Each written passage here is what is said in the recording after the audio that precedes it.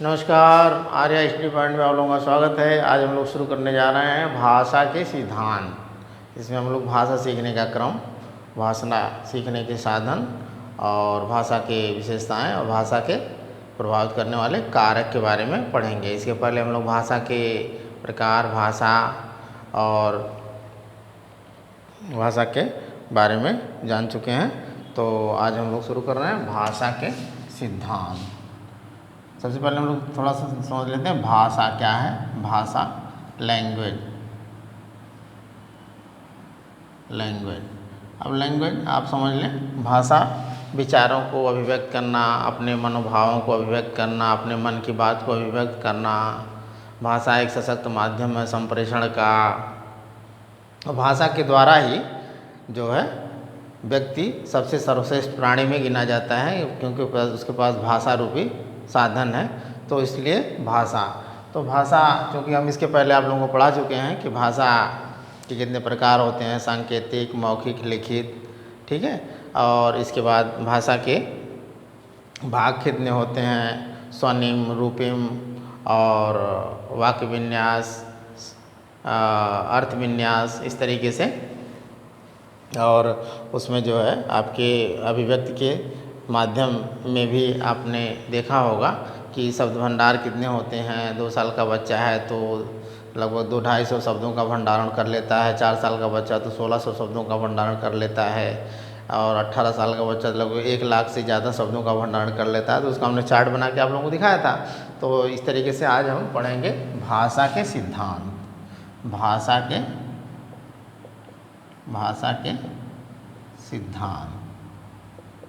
सिद्धांत यानी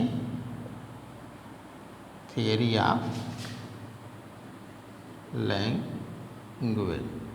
language, theory of language के बारे में पढ़ेंगे। अब देखें भाषा का सिद्धांत मुख्य रूप से जो है, जैसे पहला है अब चामास्की का सिद्धांत। क्या है? चामास्की का सिद्धांत। दूसरा है वंडूरा का सिद्धांत। तीसरा है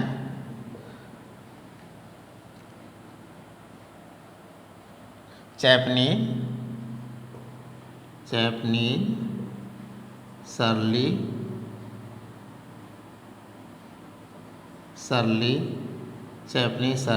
कार्टी वेलेंटाइन के अनुकरण का सिद्धांत। चौथा आपका है परिपक्वता का सिद्धांत।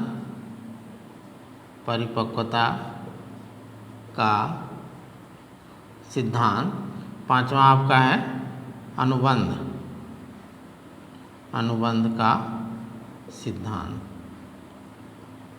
तो ये 5 सिद्धांत हैं जिसके बारे में हम लोग जानेंगे। पहला आपका है चामास्की का सिद्धांत। क्या है? चामास्की का सिद्धांत। अब देखें आप, चामास्की जी ने ये बताया था कि भाषा क्या होती है? जन्मजात होती है। क्या होती है? भाषा जन्मजात होती है। इन्होंने कहा कि सबसे पहले भाषा जो होती है वो क्रंदन होती है। क्या होती है? क्रंदन। जब बच्चा पैदा होता है तो क्रंदन करता है। क्रंदन मीन्स रोना। क्रंदन करता है बच्चा जो है, और यानी रोता है। तो उन्होंने ये कहा कि बच्चा जो है क्रंदन करता है और रोता है, तो वो भाषा जो जन्मजात भाषा जो है, हालांकि और लोगों ने बताया कि भाषा अर्जित होती है, लेकिन ये चामास्की नामक जो मनोवैज्ञानिक थे उन्होंने बताया कि भाषा जन्मजात होती है। और सबसे पहले भाषा जो है, यानी सबसे पहले वाली भाषा है, सबसे पहले जन्म लेने के बाद सबसे पहले की भाषा क्रंदन होती है। यानी क्रंदन के बाद बच्चा सांकेतिक भाषा का प्रयोग करता है। कौन सी भाषा का प्रयोग करता है? सांकेतिक भाषा का प्रयोग करता है। अब जैसे पूछा जाएगा कि चौमासी के अनुसार भाषा अर्जित है, जन्मजात है, इनमें से कोई नहीं है या दोनों है, तो आप क्या लगाएंगे? भाषा जन्मजात होती है। भाषा क्या होती है? जन्मजात। कभी कभी इसको कह देता है कि पैतृक भी कह देगा। क्या कह देगा? पैतृक, यानी कि पैतृक भी कह देगा, तो कन्फ्यूजन हो जाएगा। जन्मजात और पैतृक होती है। फिर पूछेगा, क्वेश्चन आता है कि चौमास्की के अनुसार पहली भाषा क्या होती है? तो पहली भाषा क्रंदन होती है। क्या होती है? क्रंदन। क्रंदन मीन्स रोना, ठीक है। उसके बाद पूछेगा कि क्रंदन के बाद सबसे पहले बच्चा कौन सी भाषा का प्रयोग करता है? सांकेतिक भाषा का प्रयोग करता है। कौन सी? जैसे अपने हाथों को हिलाता है, पैर को हिलाता है, रोने के लिए चिल्लाता है, किसी चीज़ को मांगने के लिए हाथ तो अपना हिलाएगा, पैर और फेंकेगा इधर उधर, अपने हाव भाव से जो है, जो उस तरीके से संकेत का प्रयोग करता है। किसका प्रयोग करता है? संकेत का प्रयोग करता है। दूसरा आपका है, ये तो आपका पहला था, दूसरा आपका है वंडूरा का सिद्धांत। वंडूरा का सिद्धांत। वंडूरा जी ने सामाजिक अधिगम का सिद्धांत दिया था। सामाजिक अधिगम का सिद्धांत, उन्होंने कहा कि बच्चा जो है समाज से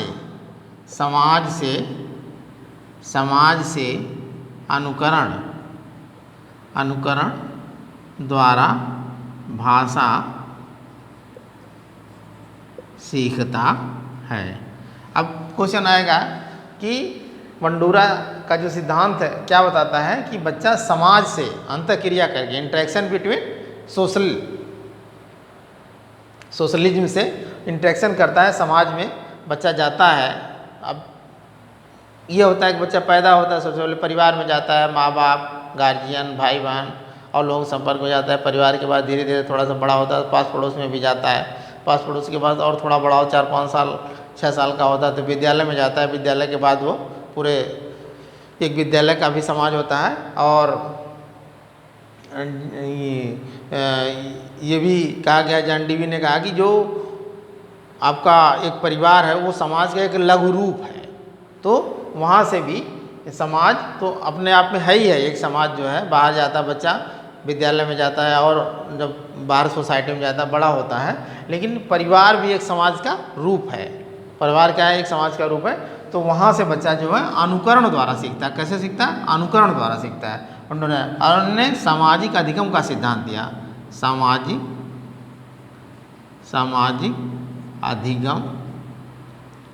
अधिगम का सिद्धांत दिया। किसने दिया था? वंडूरा ने दिया था। तो ये इसमें एक वंडूरा जो है यानी भाषा कैसे सीखता है? समाज से अनुकरण द्वारा भाषा सीखता है। कैसे सीखता है? समाज से अनुकरण द्वारा। अगला आपका है चैपनी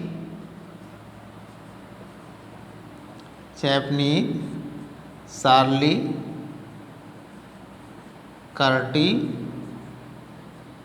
कर्टी वेलेंटाइन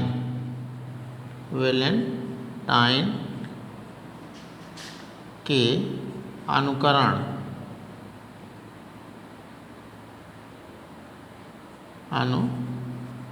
का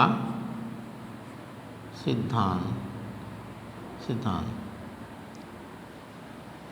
इन लोगों ने भी बताया, चैपनी, सार्ली, कार्टी, वेलेंटाइन जी ने बताया कि बच्चा जो है अनुकरण पे ज़्यादा फोकस इन्होंने दिया कि बच्चा जो है अनुकरण द्वारा, मतलब कि सुन करके या देख करके या इस तरीके से किसी बात को ग्रहण करके बच्चा जो है अनुकरण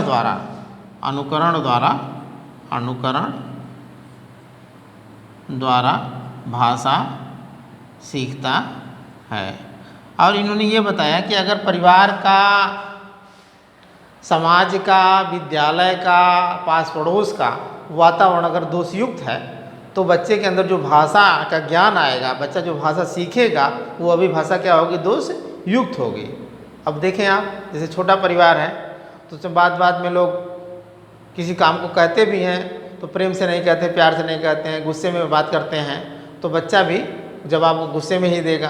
कुछ लोग गाली शब्द का भी प्रयोग कर लेते हैं। तो उन्होंने कहा कि अगर परिवार हो, समाज हो, विद्यालय हो, जहाँ भी हो, अगर उसके साथ भेदभाव हो रहा है, उसके साथ उसकी आलोचना हो रही है तो वह भी उसके अंदर वह गुण जो है हो जाएगा। जैसे कहा जाएगा किसी का निंदा करना वह भी एक तरीके से निंदनीय का पात्र हो जाता है।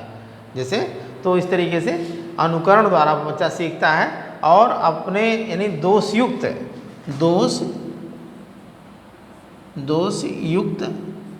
वातावरण से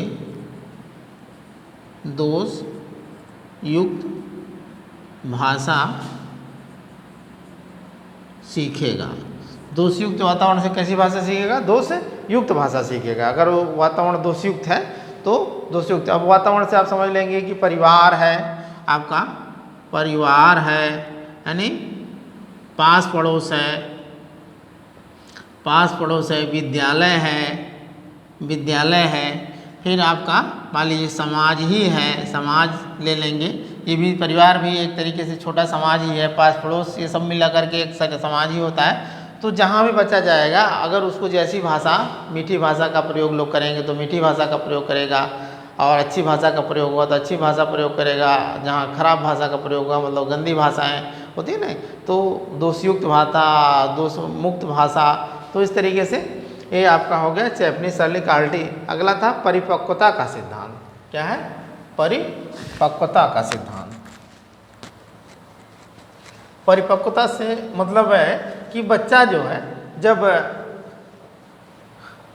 पैदा होता है तो धीरे धीरे उसके जो अंग हैं बोलने के, अब बोलने के वाले अंग आपकी जिह्वा हो गई, तालु हो गया, मूर्धा हो गया, ये उसके अंग अगर परिपक्व हैं, जो स्वर और अयोग को वो बोल रहा है तो वो जो है भाषा उसकी शुद्ध होगी। चौथा आपका है परिपक्वता का सिद्धांत।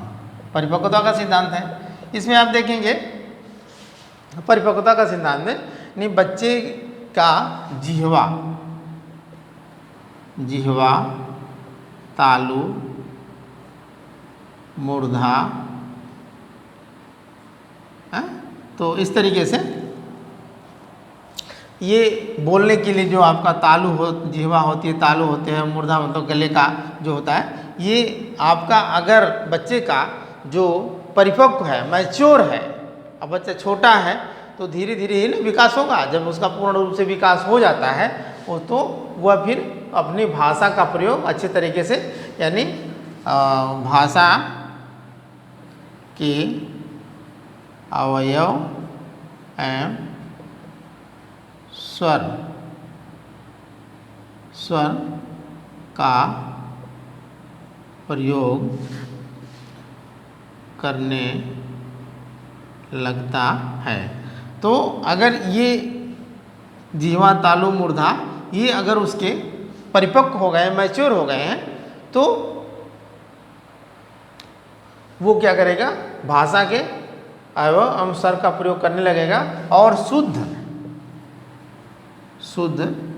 स्वर का प्रयोग करेगा, शुद्ध उच्चारण करेगा, शुद्ध उच्चारण करेगा। तो इस तरीके से इन्होंने परिपक्वता का सिद्धांत दिया कि बच्चा अब शारीरिक रूप से भी परिपक्व हो, मानसिक रूप से भी परिपक्व हो, है कि नहीं? तो इस तरीके से अब शरीर में उसके सारे अंग हो, जैसे बोलने के जो अंग है उसमें मेन चीज़ आपका श्रवण भी होना चाहिए, नहीं अगर बच्चा सुनेगा नहीं तो अच्छा बोल भी नहीं पाएगा, तो उस तरीके से श्रवण शक्ति का भी विकास होना चाहिए। आप समझ लें ज्ञानेंद्रियों से संबंधित में वाले यानी ज्ञानेंद्रियाँ भी उसकी परिपक्व होनी चाहिए, शारीरिक में आ जाता है। ये सारे जो है उसके जितने भी ज्ञानेंद्रियों में है, आँख, कान, नाक, जीभ, त्वचा और कर्मेंद्रिय, हाथ, पैर, यानी पूरे शरीर की पूरा उसकी पर्सनालिटी एक तरीके से देखा जाए, उसकी पूरे शारीरिक संरचनाएं अगर परिपक्व हैं तो बच्चे का जो स्वर होगा, मुख्य रूप से जिह्वा, तालु, मूर्धा की ही बात आती है, तो इस तरीके से स्वस्थ शरीर में स्वस्थ मस्तिष्क का निवास करता है। मस्तिष्क भी उसको ले लेंगे हम, मानसिक चले लेंगे, मस्तिष्क का विकास हो जाए ताकि बच्चा किसी चीज़ का आकलन कर ले, उसको बोलने से पहले उसको समझ जाए। तो इस तरीके से अनुबंध का सिद्धांत अगला था आपका पांचवा, अनुबंध का सिद्धांत। अनुबंध का सिद्धांत। इसमें इन्होंने कहा कि बच्चा जो है किसी चीज़ को बोलने से पहले उसे संबंध बना लेता है, रिलेशन बना लेता है, कोऑपरेशन बना लेता है। जैसे कि अब आप बच्चे को सिखा रहे हैं कि ये बच्चा ये पेन है, क्या है ये पेन है। अब उसको पेन को आप दिखाएंगे तो बच्चे के दिमाग में कंसेप्ट बन जाएगा, एक संप्रत्यय बन जाएगा कि पेन है ये, तो बच्चा पेन बोल लेगा। यानी बोलने से पहले, बोलने से पहले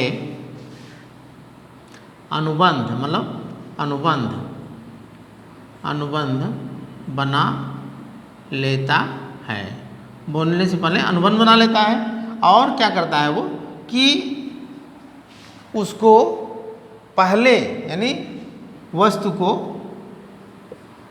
के साथ यानी मूर्त रूप में, वस्तु के साथ मूर्त रूप से वह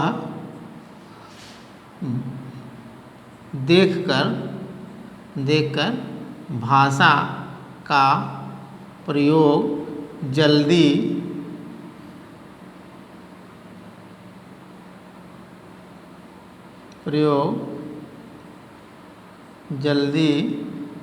करता है।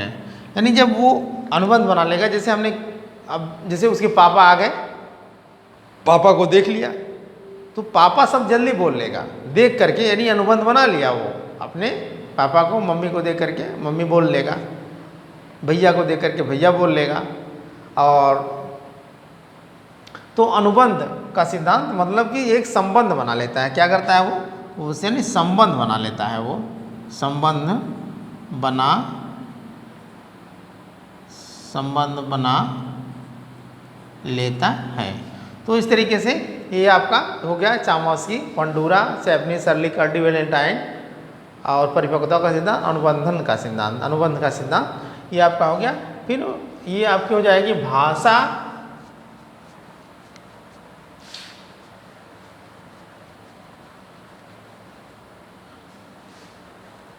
भाषा को व्यक्त करने का नियम। क्या नियम है? भाषा को बोलने या व्यक्त करने का नियम, भाषा व्यक्त करने का नियम, कैसे भाषा का प्रयोग किया जाता है, भाषा प्रयोग करने का नियम या कह लें आप, या भाषा व्यक्त करने का नियम। भाषा अभिव्यक्त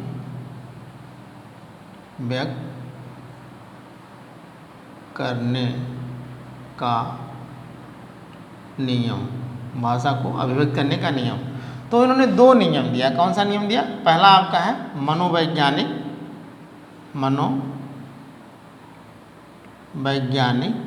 या स्वाभाविक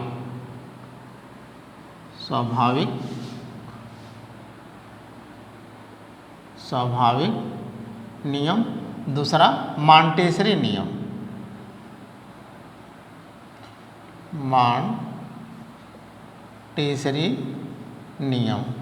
मॉन्टेसरी नियम। ये थोड़ा सा फास्ट लिखने में आ जा रहा, मॉन्टेसरी नियम। तो मनोवैज्ञानिक नियम में क्या था, जिसे आप देखेंगे पहला है मनोवैज्ञानिक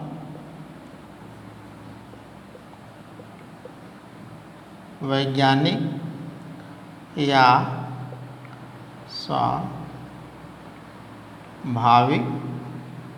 नियम। क्या कहता है आपका है, पहले क्या करता है बच्चा? सुनता है, सुनना। क्या करता है? सुनना। ठीक है। फिर क्या करता है? बोलना। फिर क्या करता है? पढ़ना। फिर क्या करता है? लिखना। ये आपका जो है का नियम क्या बताता है? मनोवैज्ञानिक नियम। अब बच्चा जैसे भी सीख ले ये तो एक मनोवैज्ञानिक नियम है। कभी कभी बच्चे जो है पहले लिख लेते हैं, फिर उसके बाद पढ़ते हैं, लेकिन उन्होंने कहा कि पहले जो है इसको सुबोपली भी कहते हैं। क्या कहते हैं? सुबोपली। इसको क्या कहते हैं? सुबोपली। कभी कभी आता है क्वेश्चन में कि क्या है सुबोपली? सुनना, बोलना, पढ़ना, लिखना। यानी सुनना, लिसनिंग, और बोलना स्पीकिंग यस, और रीडिंग और राइटिंग आपका LSRW। ये पहला बच्चा जो है भाषा को सुनता है, फिर उसके बाद बोलता है, फिर उसके बाद पढ़ता है, फिर उसके बाद लिखता है। ये आपका मनोवैज्ञानिक नियम है। क्वेश्चन आएगा कि मनोवैज्ञानिक नियम के अनुसार भाषा का क्रम क्या है, तो उसमें दे देगा सुनना, बोलना, पढ़ना, लिखना, या दे देगा सुनना, पढ़ना, लिखना, बोलना, या बोलना, लिखना, पढ़ना, सुनना, यानी क्रम को आगे पीछे करके दे देगा। तो आप उसमें इसको शॉर्ट फॉर्मेट ट्रिक से सुबोपली, सुबोपली यानी सुनना, बोलना, पढ़ना, लिखना। तो ये आपका अगला दूसरा है आपका मॉन्टेसरी नियम। क्या है? मॉन्टेसरी नियम। मॉन्टेसरी जी ने, जो मरिया मॉन्टेसरी ने, इन्होंने कहा कि बच्चा जो है पहले क्या करता है, सुनना, सुनना, बोलना, बोलना और लिखना, लिखना और पढ़ना। इन्होंने ये क्रम बताया, सुनना, बोलना, लिखना, पढ़ना। ये मॉन्टेसरी जी का नियम था। यानी आपका सुनना, लिसनिंग और स्पीकिंग और राइटिंग और रीडिंग। तो इस तरीके LSWR ये आपका मॉन्टेसरी जी का नियम था कि बच्चा पहले सुनता है, फिर बोलता है, लिखता है, उसके बाद पढ़ता है। इसमें कन्फ्यूज मत होइएगा कि ये दो नियम आपके लिए हैं। एक जो स्वाभाविक नियम है, अब अलग बात है कि बच्चा जैसे भी सीख ले, हैं, मौखिक भाषा से सीख सकता है कि नहीं। तो लेकिन मनोवैज्ञानिक जो आपका क्रम बताता है, स्वाभाविक क्रम बताता है आपका कि सुनना, बोलना, पढ़ना, लिखना, सुबोपल्य, और मॉन्टेसरी जी के कथन के अनुसार सुनना, बोलना, लिखना और पढ़ना। ये आपका हो गया। फिर है कि भाषा अभिव्यक्ति के साधन क्या हैं, नहीं भाषा के साधन क्या है, भाषा अभिव्यक्ति के साधन, यानी भाषा को कैसे अभिव्यक्त किया जा सकता है, भाषा बोलने के साधन, यानी भाषा के साधन, भाषा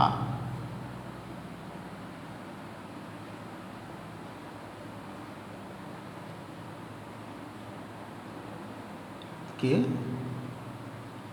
साधन। तो सबसे पहला आपका भाषा अभिव्यक्ति का साधन क्या है कि अनुकरण द्वारा। क्या है? अनुकरण, अनुकरण। दूसरा है कहानी, कहानी, वार्तालाप,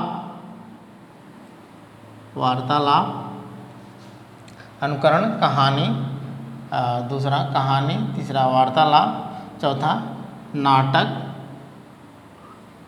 अनुकरण, कहानी, वार्तालाप, नाटक, ये चौथा। अगला है प्रश्नोत्तर, प्रश्नोत्तर, अनुकरण, कहानी, वार्तालाप, नाटक और एक तरीके से एक और था, छूट रहा है। तो ये इस तरीके से पहले क्या करता है बच्चा, अभिव्यक्त करने का जो साधन रहता है अनुकरण के द्वारा, मतलब कि नकल, एक तरीके से कह लें कि बच्चा देखता है कोई बोल रहा है, कितना अच्छा बोल रहा है, कितना परफेक्ट बोल रहा है, कितनी उसकी शुद्ध वाणी निकल रही, स्किल कितनी अच्छी है, तो उसको देख करके बच्चा जो है अनुकरण के द्वारा, मतलब कि अनुकरण, अनुकरण के द्वारा जो है बच्चा सीखता है कि उसको उसकी भाषा को देख करके, जैसे होता है ना मोटिवेशनल स्पीकर वगैरह होते हैं, तो उनकी भाषा का प्रयोग इतना अच्छा होता है। कोई लोग इतनी अच्छी भाषा का प्रयोग करते हैं, कुछ लोगों के पास ज्ञान रहते हुए भी अच्छी भाषा से व्यक्त नहीं कर पाते उस चीज़ को, यानी अभिव्यक्त नहीं कर पाते, इसलिए जो है वो बहुत अच्छा ज्ञान रहता है, बहुत ज़्यादा ज्ञान रहता है, लेकिन फिर भी अगर वो उनका प्रोनाउंसिएशन अच्छा नहीं है, उच्चारण अच्छा नहीं है, तो बच्चे उनको क्लास में उतना वो नहीं करते कि बच्चे उस चीज़ को डिस्क्राइब नहीं कर पाते, समझा नहीं पाते बच्चे को। और कुछ लोगों के पास जितना भी रहता है वो उसको इतना अच्छे से भाषा का प्रयोग करके उसको समझा देते हैं। तो इस तरह से अनुकरण के द्वारा। फिर अगला है आपका कहानी के द्वारा, कहानी। अब आप देखेंगे कहानी के माध्यम से बच्चे छोटे होते हैं या बड़े होते हैं, अक्सर छोटे बच्चों के लिए कहानी का प्रयोग किया जाता है। नानी द्वारा कहानी, दादी द्वारा कहानी, बाबा द्वारा कहानी, पापा मम्मी के द्वारा कहानी, कहानी करके बच्चे को बताया जाता है, तो बच्चा भी फिर अपने मन मस्तिष्क में एक कल्पना के द्वारा उस कहानी को रिपीट करता है। ये एक दिन आप कहानी बता दिए, फिर दूसरे दिन फिर वही बच्चा जिद करेगा कि पापा आज भी कहानी बताइए। तो फिर अगर एक दिन बाद, 2 दिन बाद, 3 दिन बाद फिर आप उसी कहानी को बता रहे हैं, तो बच्चा कहेगा नहीं नहीं, अरे पापा हम जान रहे हैं। इसका मतलब कि उस कहानी को बच्चा अपने भाषा के माध्यम से जान गया है। वो जानता है कि बच्चा ऐसे इसमें इतने पात्र थे, यहाँ था, ये राजा था, ये रानी थी, इसके सैनिक थे, ये लड़ाई हुई, नहीं मतलब उसके पूरे कैरेक्टर के बारे में बच्चा जान जाता है। कहानी के माध्यम से बच्चा जानता है। वार्तालाप,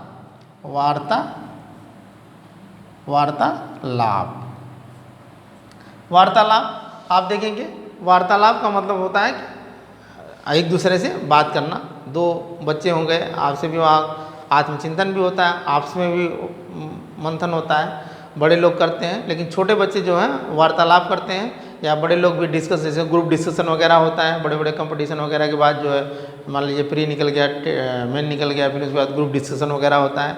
तो इस तरीके से वार्तालाप होता है। तो वहाँ भी भाषा जो है, ऐसी भाषा का प्रयोग होता है कि एग्जामिनर जो प्रभावित हो जाए, या छोटे बच्चे हैं और उनके बीच में ऐसे संवाद के द्वारा, वार्तालाप के द्वारा जो है ऐसे भाषा का प्रयोग होता है। जैसे बच्चों के क्लास वगैरह में वहाँ क्या होता है, अंताक्षरी वगैरह का प्रयोग किया जाता है, या संवाद का प्रयोग किया जाता है। कोई चुटकुला सुनाए, कोई कहानी सुनाए, कोई कविता सुनाए।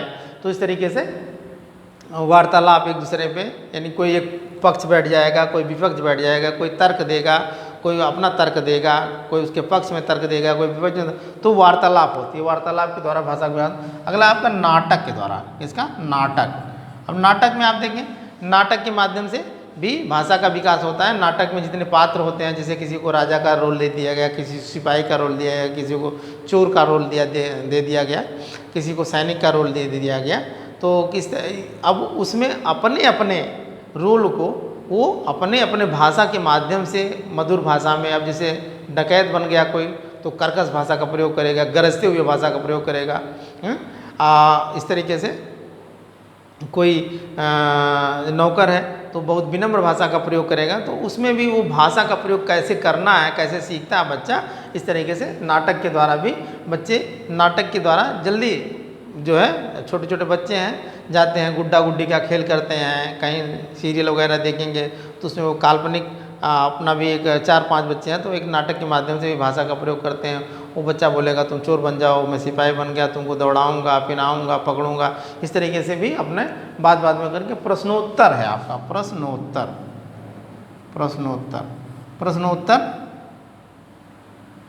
प्रश्नोत्तर में भी बच्चा जो है प्रश्नों, या अध्यापक है या एक दूसरे से प्रश्न पूछता है, बच्चा जवाब देता है, तो वहाँ भी भाषा का प्रयोग वो साधन हो गए उसके आपके।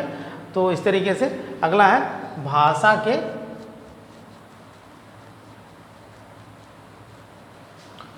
की विशेषताएं। क्या है? भाषा की विशेषताएं। भाषा की विशेषताएं हम देखेंगे। अब भाषा क्या होती है? भाषा जो है अर्जित होती है। हालांकि चमोस्की जी ने कहा कि भाषा जन्मजात होती है, लेकिन और लोगों का मत जो अधिकतर, आप जैसे परसेंटेज आप देखेंगे तो उसमें अधिकतर लोगों का मत है कि भाषा जो है अर्जित होती है। भाषा अर्जित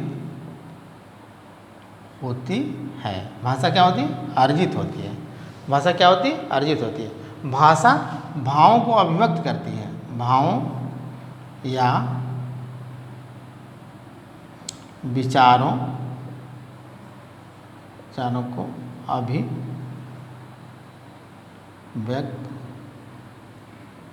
करती है। भाषा विचारों और भावों को, भाषा पे वातावरण और वंशानुक्रम का प्रभाव पड़ता है। भाषा गतिशील होती है। क्या होती है? गतिशील होती है। गतिशील होती है।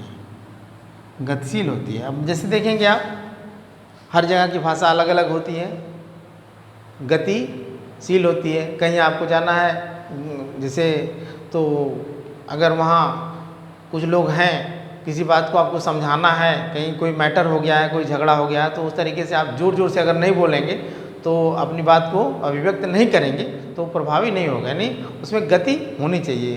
और भाषा परिवर्तनशील होती है, भाषा परिवर्तनशील होती है। अब जैसे भाषा परिवर्तनशील भी होती है, जैसे आप यहाँ रह रहे हैं, इंडिया में रह रहे हैं, वाले हिंदी भाषा का प्रयोग करें, अब साउथ में इंडिया में चले जाएँ या अमेरिका चले जाएँ तो वहाँ धीरे धीरे आप अंग्रेजी भाषा सीख लेंगे, तो भाषा क्या होगी, परिवर्तनशील होती है। भाषा क्या होती है, परिवर्तनशील होती है। भाषा अनुकरण द्वारा सीखते हैं, अनुकरण द्वारा सीखते हैं। अब हमने बताया कि भाषा जो है अनुकरण द्वारा सीखते हैं, सुन करके या देख करके, तो इस तरीके से भाषा को अनुकरण द्वारा सीखा जा सकता है। अगला है, भाषा का प्रयोग जो है बौद्धिक विकास के लिए होता है। किसका होता है, भाषा का प्रयोग बौद्धिक विकास के लिए होता है, बौद्धिक विकास के लिए होता है। अब जैसे भाषा के द्वारा ही, बौद्धिक विकास तो पूरे शरीर का विकास है, लेकिन भाषा अगर के माध्यम से बच्चा पढ़ता है, समझता है, सुनता है, याद करता है, तो उसका बौद्धिक विकास होता है। भाषा के द्वारा सामाजिक विकास होता है, सामाजिक विकास होता है। अब समाज में भी बच्चा रह रहा है, तो समाज में अच्छे लोगों के साथ रहना, अच्छी बात सुनना, तो नैतिक बातें सुनना, भाषा के माध्यम से ही उसका सामाजिक विकास भी होता है। यानी भाषा भी सामाजिक विकास में भाषा का भी रोल है। भाषा के द्वारा आत्मचिंतन होता है, आत्मचिंतन होता है। अब जैसे कोई बात बच्चा सोच रहा है, भाई ज़रूरी है, कोई समस्या आ गई तो चिंतन करना है, समस्या को दूर करना है तो उसकी प्लानिंग करना है, आज यहाँ जाना है, वहाँ से इनको बुलाना है, फिर उनको लेकर वहाँ जाना है, फिर ये काम करना है, इसलिए वो काम सलूशन इसका हो जाएगा। तो इस तरीके से आत्मचिंतन भाषा के द्वारा ही करता है। जब तक भाषा उसके अंदर नहीं रहेगी, वो सोच नहीं बनाएगा, तो भाषा के द्वारा आत्मचिंतन भी करता है। तो इस तरीके से बहुत सारी विशेषताएं हैं, कुछ मुख्य मुख्य विशेषताएं हमने आप लोगों को बताया। अगला था भाषा को प्रभावित करने वाले कारक, भाषा को प्रभावित करने वाले कारक।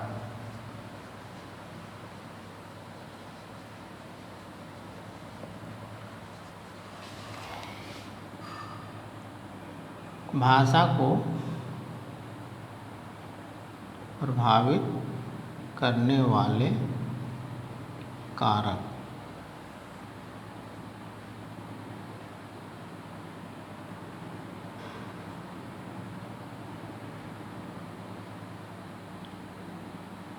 भाषा को प्रभावित करने वाले कारक। अब देखिए आप, सबसे मुख्य कारक तो आपका शारीरिक कारक, या आप परिपक्वता का लें, शारीरिक कारक।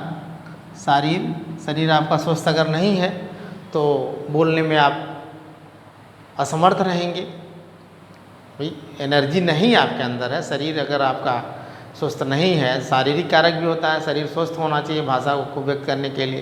कहीं आपको 1 घंटा बोलना है, स्पीच देना है, स्कूल में लेक्चर देना है, तो आपका कम से कम स्वस्थ सही होना चाहिए, शारीरिक रूप से आप स्वस्थ रहें। शरीर आपके सभी इंद्रियां, ज्ञान इंद्रियां, सुनने की शक्ति आपको रहे, बोलने के लिए मतलब जिह्वा, तालु, ये मुर्दा आपके गले में खराश ना हो, इस तरीके का आपका जो है भाषा तभी आपकी अच्छी होगी जब आपका शारीरिक जो है रूप आपका सही होगा। दूसरा आपका मानसिक कारक। अब मानसिक का मतलब आपका बुद्धि से ले लिया गया, इसको क्या ले लिया गया, बुद्धि। भाई आपके भाषा हो गया या चिंतन हो गया, उसका मुख्य केंद्र क्या है, आपका मस्तिष्क है। यानी बुद्धि है। यहीं से आपका सब कुछ कंट्रोलिंग, पूरे शरीर का कंट्रोल यहीं से करता है। आदमी कितना भी बलिष्ठ हो, कितना भी लंबा चौड़ा हो, कितना भी बलवान हो, अगर उसके पास सेंस नहीं है, उसके पास इंटेलिजेंस नहीं है, बुद्धि नहीं है, तो सब कुछ उसका बेकार है। तो भाषा को अभिव्यक्त करने के लिए मेमोरी उसकी कितनी अच्छी है, किसी चीज़ को अभिव्यक्त कर रहा है, स्टेप बाय स्टेप समझा रहा है, बता रहा है, तो उसके लिए भी उसकी मानसिक जो है बहुत ज़रूरी है। अगला आपका है आर्थिक, आर्थिक कारक। इसका बहुत ज़्यादा मेन रोल नहीं है, लेकिन आप देखेंगे आर्थिक कारक अगर आपका है तो अगर बच्चा जैसे कमज़ोर परिवार से है तो उसका मनोबल जो है क्या होता है, थोड़ा डाउन रहता है, कहीं बोलने के लिए हिचकता है, उसका बैकिंग कमज़ोर रहती है, तो ये भी कहीं न कहीं उसको प्रभावित करता है। अगर बच्चा संपन्न है, उसके पास सारी सामर्थ्य है, बैकिंग उसकी अच्छी है, तो कहीं न कहीं वो अपनी बात को जो है प्रतिभाशाली तरीके से, यानी एक तरीके से कहा जाए कि उस चीज़ को जो है व्यक्त करने में वो हिचकेगा नहीं, वो कह देगा, क्योंकि उसके आर्थिक रूप से वो संपन्न है। अपनी बात कहने में वो सोच रहा है कि कुछ होगा तो मेरे पीछे तमाम लोग सपोर्ट करने वाले हैं, तो आर्थिक रूप भी उसका है जो है इस तरीके से। अगला है आपका पारिवारिक,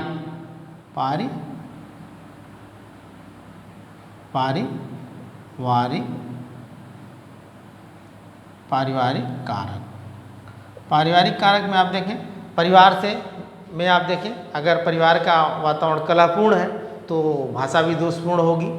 परिवार है, पास पड़ोस है, विद्यालय है, समाज है, इस तरीके से परिवार भी आपका बहुत जो है सुसज्जित होना चाहिए। परिवार अगर अच्छे लोगों की सोसाइटी का है, बड़े लोग आना जाना है, अच्छी भाषा का प्रयोग हो रहा है, कुछ लोग ना अपने बच्चों को बाबू बाबू कह के आदर के साथ, सम्मान के साथ आप शब्द कह के बुलाते हैं, तो बच्चे भी आप बोलेंगे, इंग्लिश वर्ड का प्रयोग करते हैं, सुबह उठ के गुड मॉर्निंग पापा, ऐसे गुड नाइट पापा, या पैर छुएंगे प्रणाम, ये मतलब ये नैतिक से जुड़ा हुआ है। परिवार अच्छा होगा तो अच्छी भाषा का प्रयोग होगा। परिवार अगर दोषयुक्त है, यानी एक तरीके से गंदा परिवार है जहाँ गाली गलौज का माहौल है, तो वहाँ का जो है ये भी कारक जो है भाषा को प्रभावित करता है। अगला आपका है पारिवारिक कारक सामाजिक कारक। समाज, अब समाज में बच्चा जा रहा है, अगर वो जिस सोसाइटी में जा रहा है थोड़ा बड़ा हो गया, तो समाज के साथ भी वो जो संबंध बना रहा है, अगर समाज उसका अच्छा नहीं है तो वहाँ भी जो है वो उसकी भाषा दोष से युक्त होगी। अगर समाज अच्छा है तो अच्छे निकल के जाते हैं, जैसे कहा जाता है ना कि जो हाई स्कूल इंटर की जो एक तरीके से एज होती है, वो बच्चे के लिए एक तरीके से मेड़ होती है, ये बॉर्डर लाइन होती है, वहीं से बच्चा बनता भी है, वहीं से बिगड़ता। कहा जाता है, स्टैनली हाल ने कहा ना कि किशोरावस्था तूफान और संघर्ष का काल होता है। तो उस तरीके से संगत, अब संगत में जाएगा तो भाषा का ही प्रयोग करेगा, तो उल्टी सीधी भाषा, उल्टा सीधा रहन सहन, उल्टी सीधी बातें, अच्छा होगा तो अच्छी बातें, अच्छा रहन सहन, अच्छी सोसाइटी, पढ़ने लिखने का अच्छा माहौल, ये सारी चीज़ें जो है समाज में जा कर के बच्चा सीखता है। अगला है निर्देशन। अगर बच्चे को ये निर्देशन अच्छा मिल रहा है तो बच्चे की भाषा अच्छी होगी। अगर उसका अच्छा निर्देशन नहीं मिल, चाहे विद्यालय हो, चाहे समाज हो, चाहे उसके मित्र हों, सहपाठी हों। अगला है लिंग। अब देखा गया है कि जैसे बालक हो या बालिका हो या बच्चा हो या बच्ची हो, तो इसमें भी भाषा का प्रयोग, कुछ लोगों का मत है कि बच्चियां जो है बच्चों से पहले, यानी बच्चों से पहले भाषा सीख लेती हैं या बोल लेती हैं। बच्चियां जो है बच्चों से पहले भाषा सीख लेती हैं या बोल लेती हैं, उनका जो है भाषा का विकास जो है बच्चों से पहले हो जाता है। तो हालांकि ऐसा यूनिवर्सल ट्रूथ नहीं है, लेकिन फिर भी कुछ न कुछ अगर क्वेश्चन आता है कि भाषा का विकास बच्चों में पहले होता है कि बच्चियों में होता है, तो आप किसको लगाएंगे? बच्चियों में लगाएंगे, लड़कियों में लगाएंगे। लड़कियों में अच्छा, शारीरिक विकास भी आप देखें किशोरावस्था में बच्चियों के सारे इस तरीके से मतलब फिजिकल डेवलपमेंट जो है बच्चों से जल्दी हो जाता है। वो आगे चल करके फिर थोड़ी सी एज के बाद वो नॉर्मल हो जाती हैं, बच्चे का विकास हो जाता है। लेकिन कुछ कुछ अवस्थाओं में बच्चियों का डेवलपमेंट ज़्यादा होता है, बच्चे थोड़ा स्लो हो जाते हैं, कुछ कुछ में बच्चों का ज़्यादा होता है, बच्चियाँ थोड़ा हो जाती हैं। तो यहाँ पे लिंग, फिर आपका है ये प्रेरणा, प्रेरणा प्रेरित करके भी, प्रोत्साहित करके भी, चाहे आप बच्चा बोल रहा है तो उसको भी आप प्रोत्साहित करेंगे, आप बहुत अच्छा बोल रहे हो, तुम बहुत अच्छा स्पीच दिए, कहीं कोई किसी का जन्मदिन है या स्कूल में कोई गणतंत्र दिवस है, स्वतंत्र दिवस है, स्वतंत्रता दिवस है या शिक्षक दिवस है, बाल दिवस है, इस अवसर पे भी बच्चे को आप बोलने के लिए कहेंगे। अगर बच्चा बहुत अच्छा स्पीच दे रहा है या थोड़ी बहुत त्रुटि भी है बोलने में, तभी भी आप उसको प्रोत्साहित करेंगे तो बच्चा जो है अच्छा बोलेगा। अगर उसको डांट देंगे, अरे तुम तो बहुत बेकार बोले यार, फालतू बोल लिए, ऐसा नहीं तुमको बोलना चाहिए, तो बच्चा डिमोलाइज हो जाएगा फिर बच्चा। तो ये भी इसका एक कारक है कि प्रेरणा भी उसको बोलने के लिए जो है वो होती है। ये लिंग, प्रेरणा और आपका शारीरिक, मानसिक, आर्थिक, पारिवारिक, सामाजिक निर्देशन, लिंग, प्रेरणा, बहुभाषिकता, बहुभाषिकता यानी बहुभाषिकता। अब देखें आप, बहुभाषिकता में भी बच्चा जो है कई कई भाषा, अलग अलग जगह की अलग अलग भाषाएं होती हैं। हमारा भारत देश जो है बहुभाषाओं और बहुधर्मों का देश है, यहाँ बहुत सारे धर्म हैं, बहुत सारी भाषाएं हैं। तो अब जरूरी नहीं है कि बच्चा हर भाषा को जान रहा है, व्यक्ति हर भाषा को जान रहा है, जिस भाषा को जानेगा उसी भाषा में प्रयोग करेगा। अब साउथ में हम ही लोग चले जाएँ तो वहाँ की भाषा न समझ पाएंगे न बोल पाएंगे। अभी ईस्ट में चले जाएँ, बंगाल वगैरह में चले जाएँ, बंगला वंगला नहीं समझ पाएंगे। वहाँ के लोग यहाँ चले आएंगे नहीं समझ पाते हैं। बिहार वार के जो आते हैं यहाँ पे हैं काम उम करने, इधर उधर घूमते हैं, वो अपने में तो बहुत तर बात करेंगे, हम लोग समझ नहीं पाएंगे। लेकिन हम लोग की भाषा कुछ न कुछ रहते रहते वो समझ जाते हैं। तो इस तरीके से बहुभाषिकता में भी भाषा का प्रयोग होता है। तो इस तरीके से बहुत सारे फैक्टर्स हैं, इसमें इतना मैंने बताने का प्रयास किया। और जो क्वेश्चन आपके हैं, क्वेश्चन भी कहाँ कहाँ से आते हैं उसको भी हम लोग आगे देखेंगे। तो आज का टॉपिक यहीं ख़त्म होता है। और इसमें हमने आप लोगों को बताया कि एक बार रिविजन कर लिया जाए कि भाषा के सिद्धांत, भाषा के सिद्धांत आपके कौन कौन से हैं। पहला आपका बंडूरा का सिद्धांत, चॉम्स्की का सिद्धांत, बंडूरा का सिद्धांत, चैपनीज, अर्ली, कर्टी, वैलेंटाइन का सिद्धांत, परिपक्वता का सिद्धांत, अनुबंध का सिद्धांत। आपका पहला है चॉम्स्की का सिद्धांत। उन्होंने यही बताया था, देख कन्फ्यूज मत होइएगा यहाँ पे। ये बात जैसे लोगों को कहना है कि भाषा जो है अर्जित होती है, लेकिन चॉम्स्की जी ने कहा कि नहीं, भाषा जन्मजात होती है। भाषा क्रंदन से स्टार्ट होती है और सांकेतिक भाषा का प्रयोग क्रंदन के बाद होता है। तो इस तरीके से वातावरण और वंशानुक्रम भाषा को प्रभावित करता है, उन्होंने बताया था चॉम्स्की जी ने। बंडूरा ने सामाजिक अधिगम के समाज के अनुकरण द्वारा भाषा सीखता है। और सरली, कर्टी, वैलेंटाइन और चैपनीज जी ने भी बताया था अनुकरण के द्वारा भाषा सीखता है। और आपका परिपक्वता के द्वारा, मतलब कि उसके जो शरीर के सारे अंग हैं बोलने वाले, जीवा, तालु, इस तरीके से जो परिपक्व हो जाएंगे तो बस बच्चा बोल लेगा। फिर उसके बाद अनुबंध का सिद्धांत, बच्चा किसी चीज़ को देख करके उसे अनुबंध बनाता है, यानी उसको समझ लेता है और उसके बाद फिर वो बोलता है।